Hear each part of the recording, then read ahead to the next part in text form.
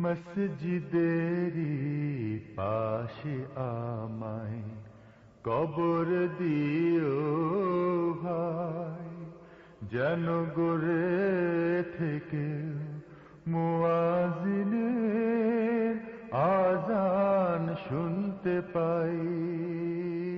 ভোরের আলো ফোটার সাথে সাথে বিভিন্ন সামাজিক, রাজনৈতিক ও সাংস্কৃতিক সংগঠন ফুলেল শ্রদ্ধা অর্পণ করেছে বিদ্রোহী কবির সমাধিতে।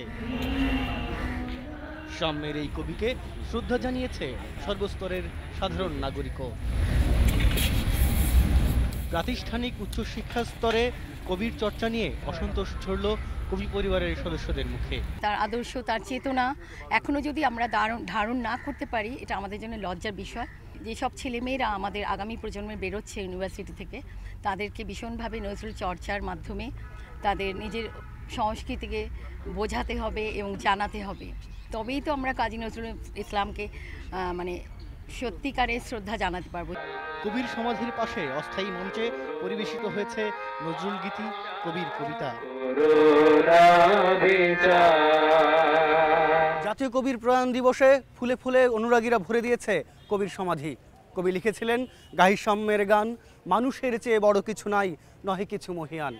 চিরদিন চিরবঞ্চিতের পাশে থেকে সাহিত্য রচনা করা কবি কাজী নজরুল ইসলামের সাহিত্যকে তরুণ প্রজন্ম আরও বেশি অনুধ্যানের মধ্য দিয়ে তাকে বুঝতে পারে, আবিষ্কার করতে পারে নতুনভাবে, এমনই মনে করছেন সুধীজনেরা। বিভিন্ন যে বিশ্ববিদ্যালয়ে যে পাঠ্যসূচিতে নজরুল সাহিত্যের অবস্থান, নজরুলকে নিয়ে যে গবেষণা, সেটা খুব সন্তোষজনক বলে মনে হয় না। কাজে নজরুল জাতীয় কবি তার অর্থ এই নয় যে নজরুল সরকারি কবি, নজরুল জনগণের কবি। কাজে এই চর্চাটা জনগণের মাঝখান থেকে আসতে হবে। বাংলাদেশি নজরুল চর্চা আরও বিকশিত হবে, তার সাম্যের গান ছড়িয়ে যাবে নতুন প্রজন্মের মাঝে, এই আশাই করলেন অনুরাগীরা।